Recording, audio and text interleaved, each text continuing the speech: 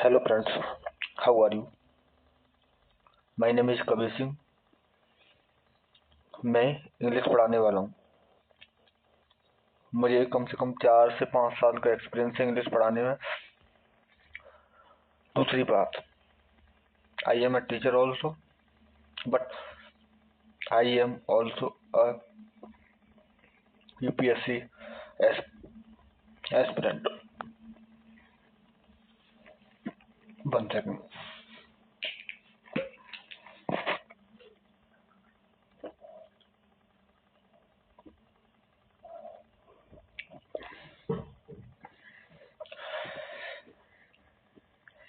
सो आप अगर मुझे किसी वजह से जज करना चाहो तो पढ़ाई के मामले में मत करना, पहली बात। दूसरी बात, आप अगर जज कर सकते हो तो आप इस बात पर जज कर सकते हो कि वीडियो की क्वालिटी अच्छी नहीं है। तो मान सकता हूँ, सुविधा नहीं है मेरे पास तो क्वालिटी अच्छी नहीं होगी। समय के साथ जिस दिन आप साथ दोगे मेरा तो क्वालिटी भी अच्छी आएगी। अभी जैसा था मेरे पास उस हिसाब से मैंने शुरुआत करना बेहतर समझा, क्योंकि अगर मेरे पास क्वालिटी पढ़ाने की है तो फिर ये क्वालिटी मायने नहीं रखती। अगर आप चाहते हो कि मेरे पास क्वालिटी हो तो आप मेरा साथ दीजिए, पूरी तरह सपोर्ट कीजिए। आपको जो मैं पढ़ाऊंगा उससे पूरी तरह आपको फायदा मिलने वाला है। आप बेफिक्र रहिए, बस संतुष्टि के साथ मेरे साथ कनेक्ट हो जाइए। जब आखिरी क्लास आपकी होगी तो आप उस दिन खुद कहोगे कि जीवन का एक सही निर्णय ये था हमारा कि हमने इस टीचर से पढ़ना सही समझा। और ये जो क्लास होने वाली है वो 6 से लेकर 12 प्लस कंपटीशन के लिए, दोनों के लिए है। चाहे 6 का बच्चा हो, चाहे 12 का हो, चाहे कंपटीशन का हो, कोई भी पढ़ सकता है। लेकिन हालांकि मैं बता दूं, 9th से लेकर कंपटीशन के बच्चे को पूरी तरह इंग्लिश समझ में आएगी। दूसरी बात, अगर 9th से लेकर 12 तक का बच्चा है, जो मैं इंग्लिश पढ़ा रहा हूँ उसका अगर 30% भी समझ जाए, हर चैप्टर का 5% शुरुआती क्लास, पहली दूसरी क्लास समझता जाए तो इंग्लिश में वो लेवल हो जाएगा उस बच्चे का जो बच्चा खुद ही नहीं सोच सकता। गारंटी मैं इस बात की लेता हूँ। अगर ऐसा नहीं हुआ तो आखिरी क्लास मेरी उस दिन होगी जिस दिन आप मेरे को ये बयान दोगे कि टीचर गलत है, मैं उस दिन पढ़ाना बंद कर दूंगा। आइए, ये मेरा इंट्रो था आज का, जो मैंने आपको दे दिया है। आगे डेली अपनी क्लास प्रॉपर चलती रहेगी, समय पर आपके पास वीडियो पहुंचती रहेगी। जुड़ने के लिए लाइक और सब्सक्राइब अपने आप करते रहना।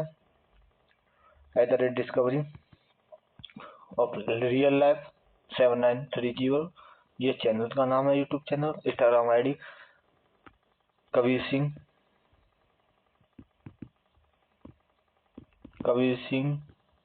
IAS, ये इंस्टाग्राम आईडी है।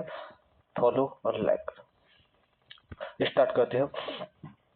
इंग्लिश की शुरुआत जो होती है जीरो लेवल या बेसिक लेवल की, वो होती है इंग्लिश के अल्फाबेट से।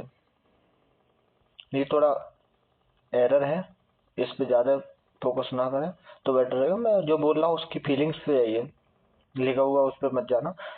अल्फाबेट से शुरुआत होती है इंग्लिश की। अल्फाबेट 26 होते हैं। ए से लेके जब जेड तक आप बात करोगे तो उन्हें बोलेंगे अल्फाबेट। 26 होते हैं।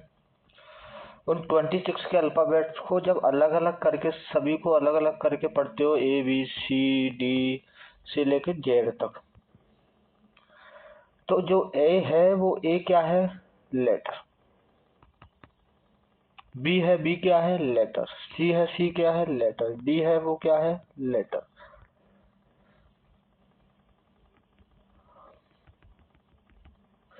तो कुल मिला के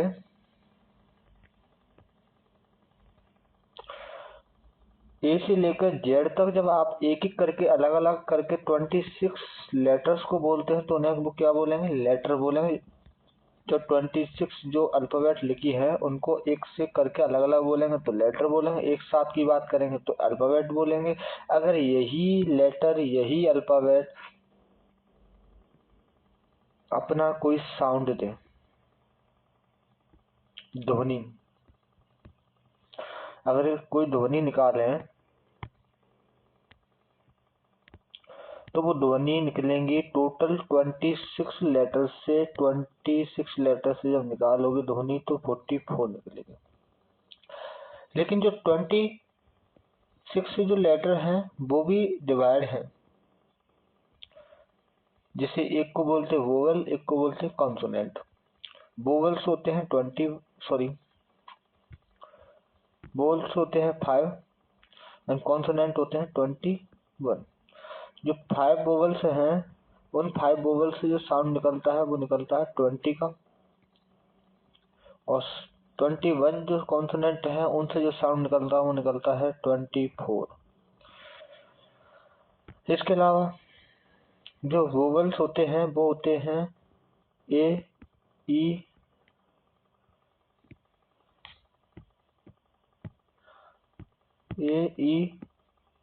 आई, ओ, यू, 5 होते हैं। इसके अलावा जो भी 21 लेटर बचे हैं वो क्या कहलाएंगे, वो कहलाएंगे कॉन्सोनेंट्स।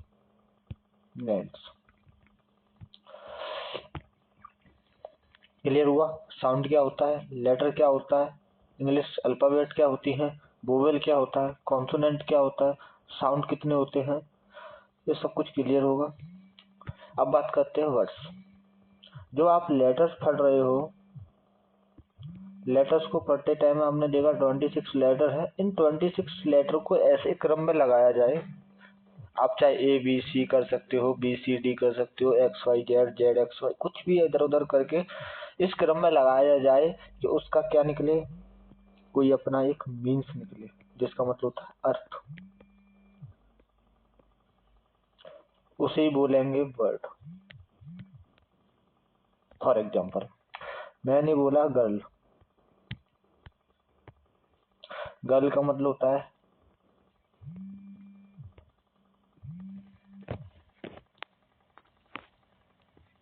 लड़की,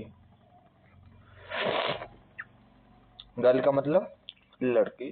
जो लिखने में जो है वो थोड़ा इशू है, वो मैं मानता हूँ, लेकिन जो मैं बोल रहा हूँ उस पर थोड़ा ज्यादा फोकस करें। गर्ल का मतलब होता है लड़की। गर्ल का मतलब क्या इंग्लिश में बोलते हैं मीन्स। मैंने खुद ही बोला गर्ल का कोई मतलब है, कोई मीन्स है गर्ल का, मैंने बोला हाँ मतलब है ना, क्या है, लड़की। गर्ल का मतलब होता है लड़की। जब किसी वर्ड का मतलब निकल के आ जाए तो वो वर्ड होता है, सॉरी, जब किसी लेटर्स को एक क्रम में लिखने से उनका कोई अर्थ निकल के आ जाए, कोई मीन्स निकल के आ जाए, कोई मतलब निकल के आ जाए, तो उसी मतलब वाले लेटर्स को बोलते हैं एक साथ वर्ड। तब ये गर्ल एक साथ जब लिखा है तो क्या बोलेंगे, गर्ल को वर्ड बोलेंगे। अगर मैं देखूंगा तो मुझे कुछ लेटर्स दिख रहे हैं, जैसे जी एक अलग लेटर है, आई एक अलग लेटर है, आर एक अलग लेटर है और एल एक अलग लेटर। 4 लेटर को कंबाइंड करके जोड़कर एक क्या बनाया गया है, वर्ड बनाया गया है। वही मतलब मैंने बोला है, वर्ड का मतलब यही होता है group of letter that has a meaning. Group of letters का क्या हो, ग्रुप हो, दैट जो, हैज अ मीनिंग जो एक अर्थ रखता है। अक्षर का ऐसा समूह जिसका कोई अर्थ बने, वही क्या है, वर्ड है। मुझे उम्मीद है कि आपको ये चारों पॉइंट क्लियर हो चुके होंगे।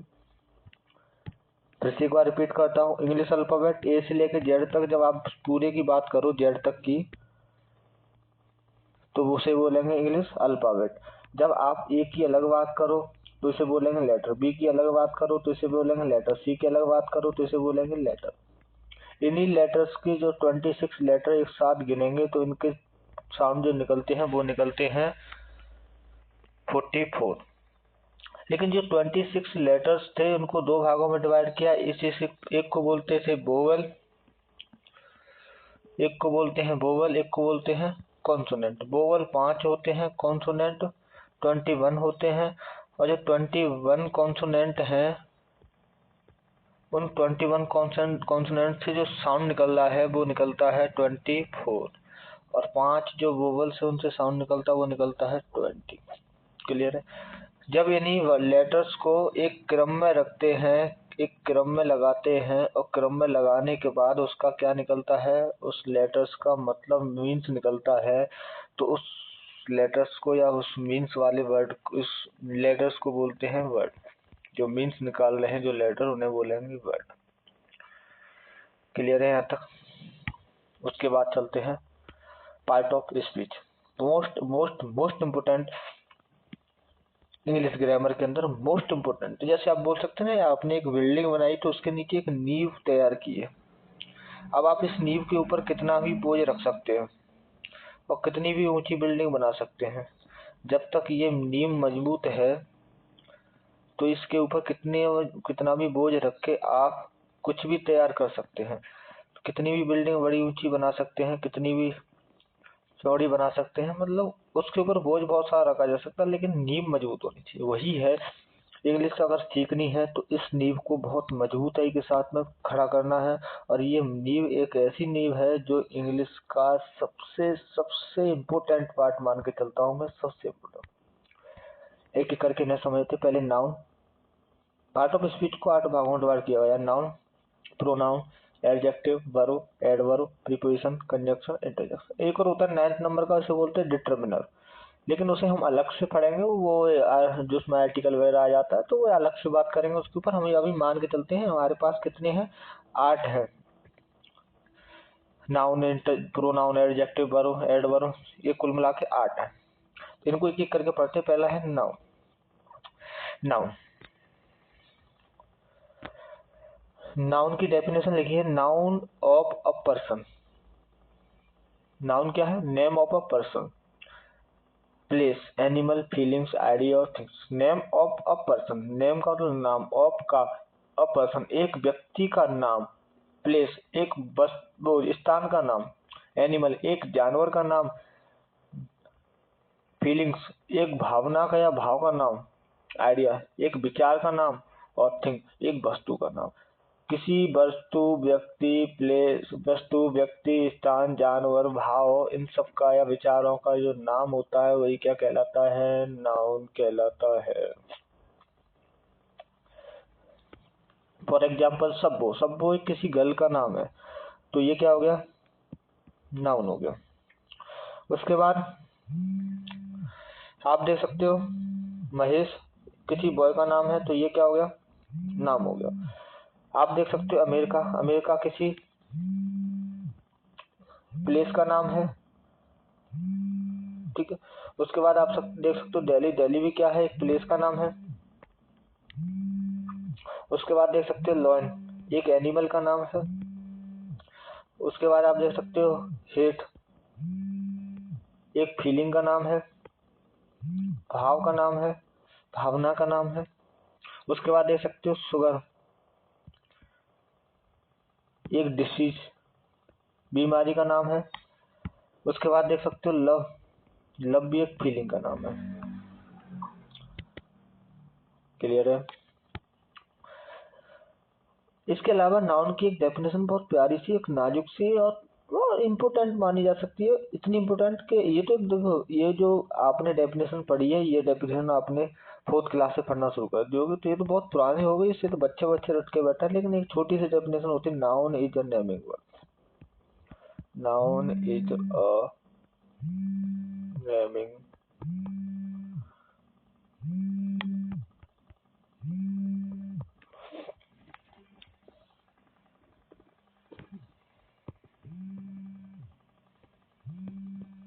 वर्ड। दुनिया की कोई भी चीज, मैं इसके हिंदी मतलब बता रहा हूँ। दुनिया की कोई भी चीज जिसका क्या हो, दुनिया की कोई भी चीज जिसका अपना क्या हो, नाम हो, वही क्या कहलाता है? नाउन कहलाता है। दुनिया की कोई भी चीज। जैसे आप बचपन में दुकान पर गए होंगे सामान लेने के लिए, घर से 5 रुपए 2 रुपए लेके गए हो, किसी ने पूछ लिया आप कहाँ जा रहे हो, तो आप बोलोगे चीज लेने जा रहा हूँ। चीज, क्या चीज किसी वस्तु का नाम है? नहीं, चीज किसी एक वस्तु का नाम नहीं है, चीज उस हर वस्तु का नाम है जो संसार में है। जो संसार, इस ब्रह्मांड के अंदर जो कुछ भी है उस सब का इकट्ठा नाम क्या बोलते हैं? चीज। उस चीज के अंदर बहुत सारी वस्तु हैं। क्या उन वस्तुओं का अपना एक नाम भी होगा? बिल्कुल, जी हाँ, होगा। क्या आप हर वस्तु का नाम जानते हो? Are you know? जानना? आप बोलोगे नहीं सर, ऐसा तो नहीं है। तो मैं बोलूं, क्या ऐसा भी हो सकता है कि आप किसी वस्तु का नाम ना जानते हो? ऐसी भी तो वस्तुएं हो सकती हैं बहुत सारी जिसका आप नाम ही नहीं जानते हो। उस वस्तु का या तो आप नाम जानते हो, नो, या आप नहीं जानते हो तो क्या बोलोगे? Don't know. तो आज जो नाउन जो चैप्टर है, इसकी वजह से एक नया चैप्टर बना है। सिर्फ किस वजह से बना है एक नया चैप्टर? तो वो बना है डोंट नो। जिसका आप नाम जानते हो सिर्फ आसानी से बोल देंगे सर ये नाउन है, सर सॉरी सर ये क्या है? नाउन है, किसी चीज का नाम है। मैं बोलूं पल्स, तो मैं बोलूंगा सर ये तो टॉपिक का नाम है। अच्छा, मैं बोलूं ओडी, अच्छा सर ये तो वो उसका किसी कार का नाम है। अच्छा, इसको आप जानते हो। अच्छा, मैं बोलूं